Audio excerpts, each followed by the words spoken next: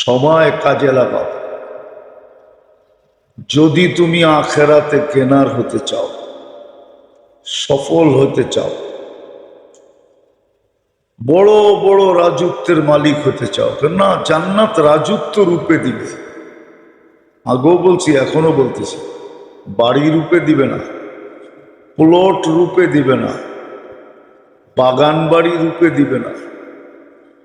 যে 20 একরের বাগান বাড়ি, 30 একরের বাগান বাড়ি, না না, জান্নাত তো যাকেই দিবে রাজত্ব রূপে দিবে। মুলকান, কোরআনের শব্দ, রাজত্ব, রাজত্ব রূপে দিবে। হ্যাঁ, কবিরান সগীরান এটা হবে, কারোরটা অনেক বড় হবে, কারোরটা একটু ছোট হবে, কিন্তু সবচেয়ে ছোট কত হবে এটাও বলে দিচ্ছেন। সবচেয়ে ছোট এই দুনিয়ার 10 গুণ সমান হবে। যদি দুনিয়ার মানুষ জিজ্ঞাসা করে এত জায়গা কই পাবে, জায়গা রাখা আছে, বিজ্ঞান দিয়া বুঝাইলেও মাথায় ধরবে না। মাথায় অনেকবার বুঝেছি আমি, মাথায় ধরবে না। আমাকে দুনিয়াটা যেই গ্রামে আছে, সৌরজগতের গ্রাম বলে ওটাকে, ছায়াপথ, বিজ্ঞানের ভাষায় বলে ছায়াপথ গ্রাম। আমাদের দুনিয়াটা সৌরজগতের যে গ্রামে আছে, ওই গ্রামটা সবচেয়ে ছোট গ্রাম। এর চেয়ে কোনো ছোট গ্রাম সৌরজগতে নাই। তারপরও যদি একটা যান্ত্রিক জিনিস বানানো হয়, যান্ত্রিক বুঝেন তো, যেটা যন্ত্র দিয়া চলে, সেকেন্ডে 3 লক্ষ কিলোমিটার যাবে। কত? 300 না, 3000 না, 3 লক্ষ কিলোমিটার পার সেকেন্ডে, মিনিটে না, ঘন্টায় না। তারপরও আমাদের গ্রামের এই মাথা থেকে ওই মাথায় যাইতে 1 লক্ষ আলোক বৎসর লাগবে। আর আমরা যেই গ্রামে আছি, দুনিয়াটা সবচেয়ে ছোট গ্রাম। এটার ভিতর ইউনিয়নটা যেটা আমাদের, যে ইউনিয়নে আমাদের গ্রামটা সৌরজগতের, ওই ইউনিয়নে 47,000 গ্রাম আছে। জায়গার অভাব হবে না। জায়গা আপনি কত নিবেন নেন। এই জন্যই তো সময়কে দামি বানাইতে বলছে, মূল্যায়ন করতে বলছে। নাইলে মনীষীরা কিতাব লিখতেন না। ইমাম বাইহাকি রহমতুল্লাহ আলাইহি কিতাব লেখছেন, ফাজাইলুল আওকাত, কিতাব আছে মোটা, হাদিসের হাদিস কোরআন দিয়া প্রমাণিত, এক অক্ষরও নিজের থেকে লেখেন নাই, সব হাদিস কোরআন থেকে লেখছেন।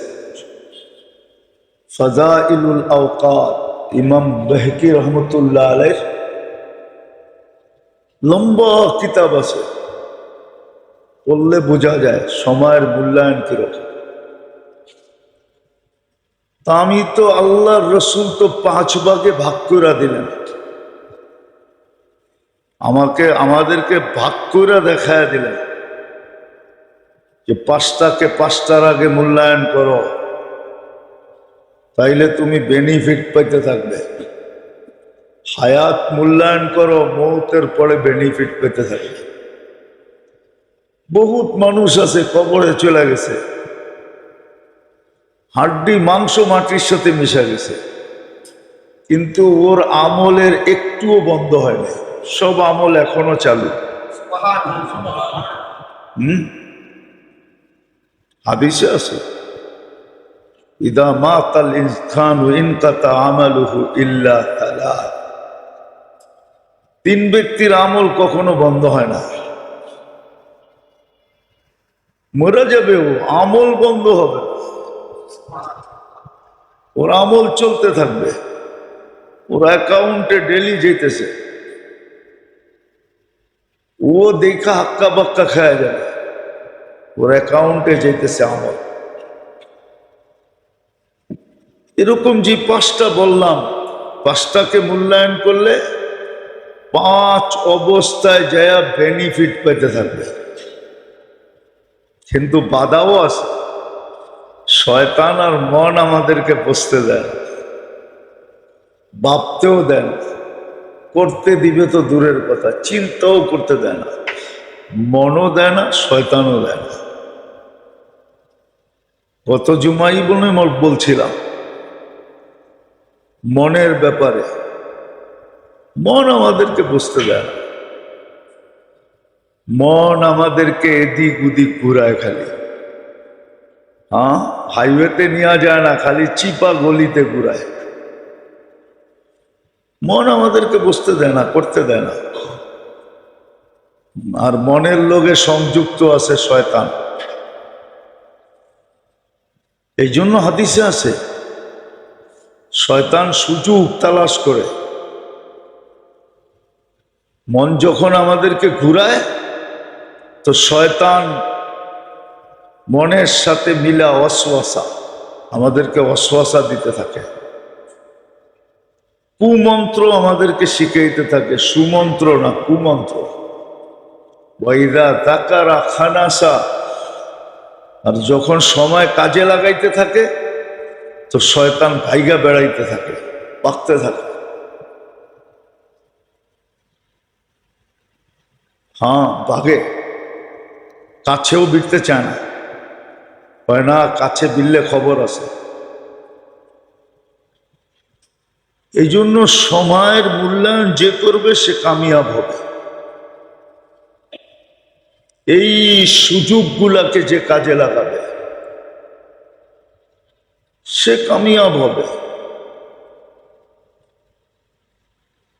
সে কামিয়াব হবে, সফল হবে, আখেরাতে সফল, মৌতের পরে সফল। বললাম না দুনিয়ার সফলতার কতক্ষণ। দুনিয়ার তো নিয়ম হলো ইতিহাসের বই যখন মোটা হইতে থাকে তো পিছনের কিছু ইতিহাস বাদ দিয়া বইকে পাতলা করা হয়।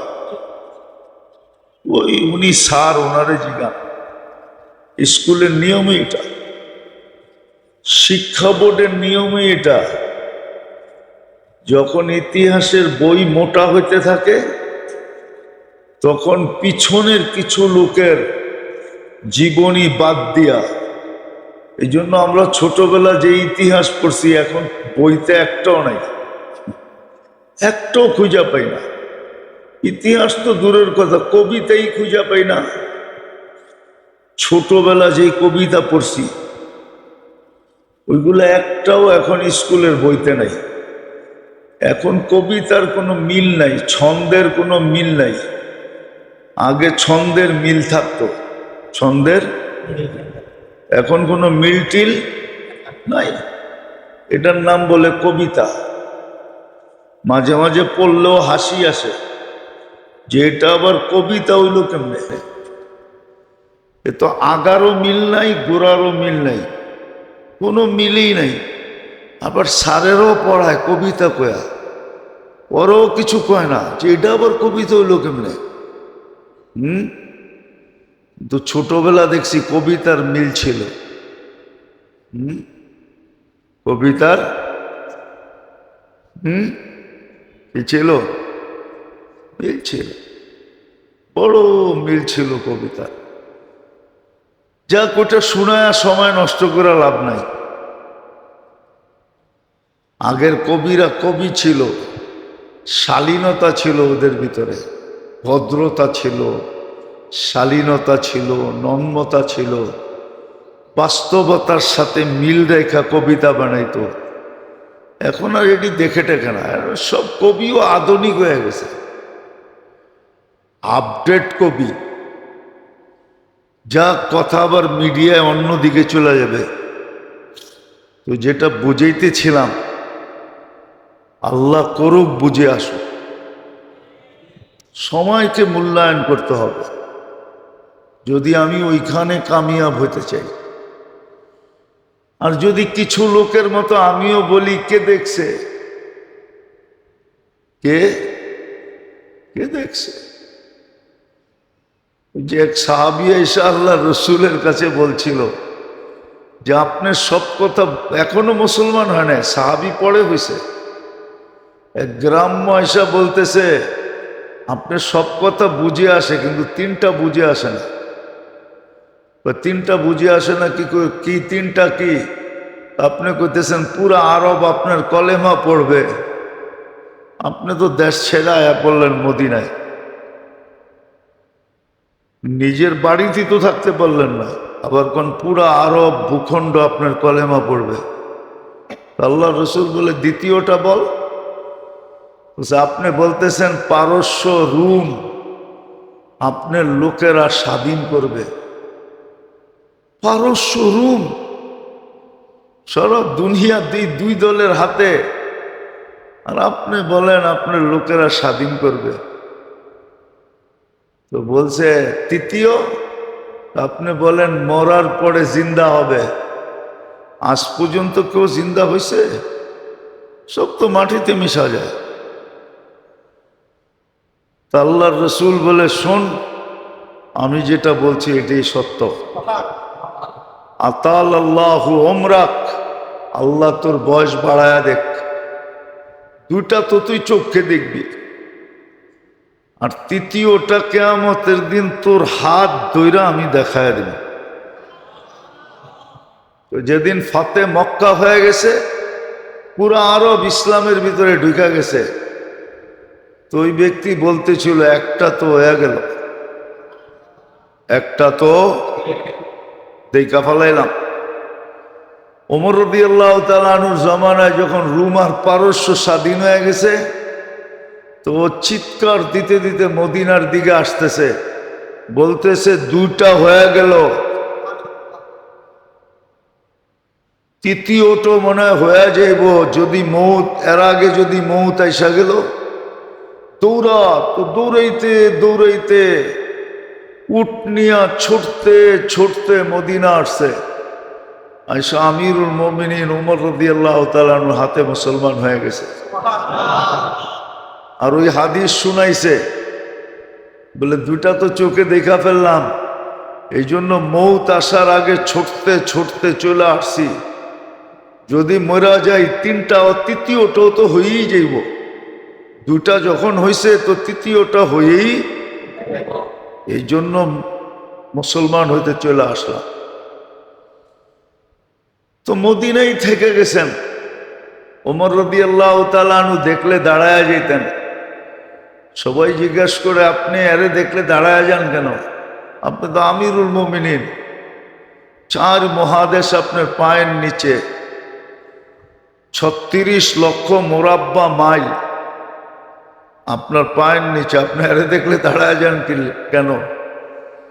আরে দেখলে দাঁড়ায়ও যান আর হাত বান্ধা দাঁড়ায় যান, এত মাথা নত করেন কেন? এত সমীহা? তুমি আরে চিনো? কিয়ামতের দিন আল্লাহর রসুলের হাতের ভিতরে আর হাত হবে। আল্লাহর রসুল বলছে কিয়ামতের দিন তোরে আমি হাত ধইরা দেখায়া দিব, তৃতীয়টা হইল কিনা। সত্য এটাই। যদি ওইখানে কামিয়াব হতে চাই তাহলে সময়ের মূল্যায়ন করতে হবে, মূল্যায়ন শিখতে হবে, করতেও হবে, শিখতেও হবে।